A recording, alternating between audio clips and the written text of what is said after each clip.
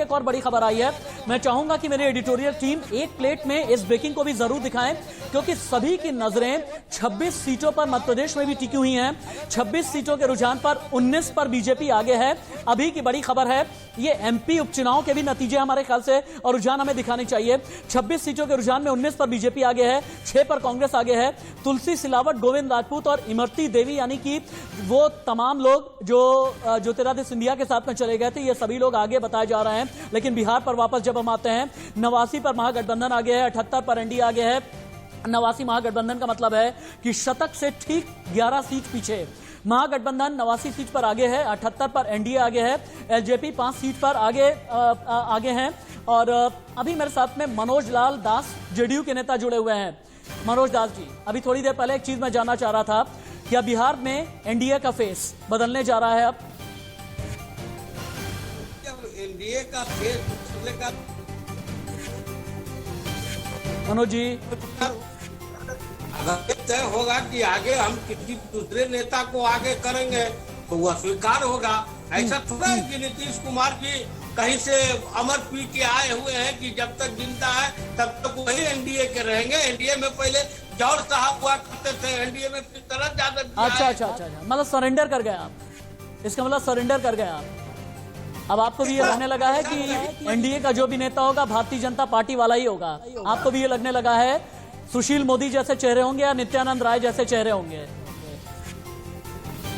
नहीं, हो सकते हैं कि नीतीश ही हरा सकते हैं। ऐसा आप कैसे कर सकते हैं? ये आज इस पर कोई फैसला कोई एक आदमी थोड़े कर सकता है। ये तो सब जब आपस में बैठे हैं, उस पर अगर कोई निर्णय होगा तो होगा। अच्छा, बार बार नीतीश कुमार के चेहरे पर जो बार बार जोर दिया जा रहा था, उसका क्या नुकसान हो गया एनडीए को?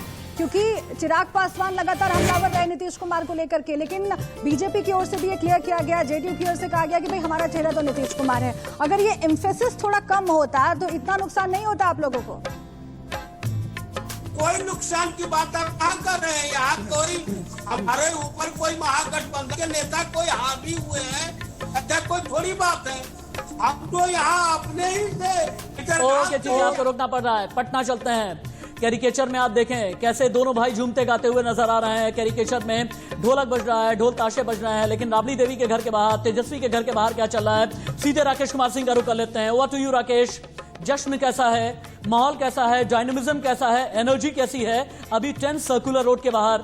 लेकिन इस बीच कांटे की टक्कर बनी हुई है, 80 और 90 का आंकड़ा चल रहा है, ये भी हमें नहीं भूलना चाहिए।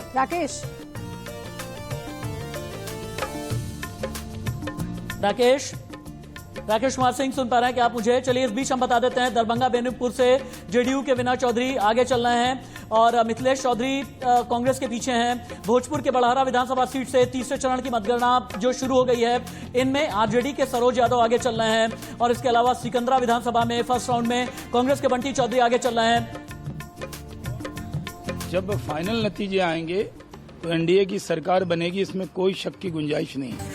बीजेपी शुरू में बहुत अच्छा परफॉर्म कर रही है, आगे और अच्छा परफॉर्म करेगी और एनडीए भी अच्छा परफॉर्म करेगी, इसमें कोई शक की गुंजाइश नहीं है। बिहार में एनडीए की सरकार बनेगी, ये सबको मान लेना चाहिए। शुरू में आरजेडी के लोग ज़्यादा खुशियां मना लें, वो गलती हमने भी पिछली बार कर ली थी, लेकिन फाइनल नतीजे एनडीए के पक्ष में ही आएंगे। हमें पटना चलना चाहिए। शाहनवाज हुसैन पूर्व केंद्रीय मंत्री, भारतीय जनता पार्टी के बड़े नेता, बड़ा मुस्लिम चेहरा है और शाहनवाज हुसैन का ये कहना है कि पिछली बार हमसे भी यही गलती हुई थी।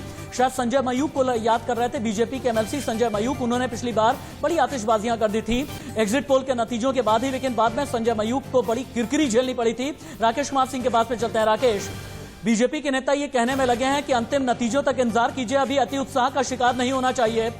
समस्तीपुर से मछली आ रही है और अभी तक क्या क्या आया है? कितने लड्डू बटे हैं, कितने फूल माला आई है, कितनी मछली आई है, कितने केक आए हैं?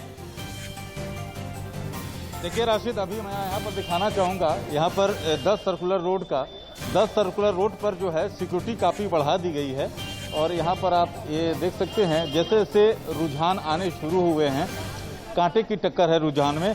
और यहाँ पर 10 सर्कुलर रोड जो कि लालू राबड़ी का निवास है, हमारे साथ यहाँ पर बिहार पुलिस ये सिक्योरिटी बढ़ा हाँ, बढ़ाई गई है। आज चुनाव के मतगणना के नतीजों को लेकर के बढ़ाई गई है। और आने वाले समय में और बढ़ाएगा? जैसा जरूरत होगा उस तरह से है।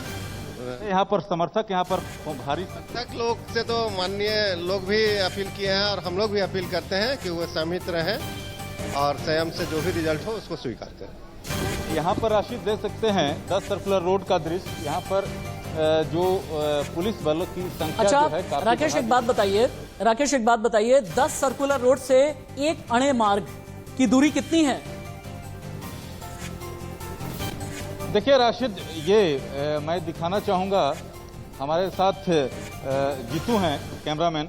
जीतू, ये बाईं ओर राशिद, यहाँ से महज 500 मीटर की दूरी पर, या कहें कि रोड के उस पार जो है नीतीश कुमार का जो एक अन्य मार्ग है और यहीं से इसकी बाउंड्री शुरू होती है। ये आप देख रहे हैं जो बाउंड्री। एक मिनट राकेश, आपको रोकना पड़ रहा है। टैली कुछ कह रही है। एनडीए 84, महागठबंधन 93 का मतलब यह है कि फाइट थोड़ी सी और क्लोज आती नजर आ रही है। अगर ये क्लोज फाइट है, अगर ये टफ फाइट है, तो फिर एनडीए के लिए क्या कोई गेम चेंज होता नजर आ रहा है क्या? क्योंकि कहते हैं कि इलेक्शन में, और चूंकि कोरोना काल का ये बड़ा इलेक्शन है और कोरोना काल का पहला विधानसभा चुनाव ऐसा है जो कि पूरे देश के लिए एक महत्वपूर्ण मैंडेट देने जा रहा है, बिहार के लिए तो ये मैंडेट है ही। और ऐसे में अगर ये टफ फाइट चल रही है, अगर महागठबंधन 100 सीटों की ओर बढ़ रहा है, तो वहीं पर एनडीए भी 84 सीट तक आ चुका है, तो क्या ये माना जाए ये टफ फाइट और भी कहीं पर इशारा लेकर के जा रही है? जेपी दीवान जी, फाइट थोड़ी सी टफ होती नजर आ रही है, हालांकि बहुमत का जो जादुई आंकड़ा है 122 का है।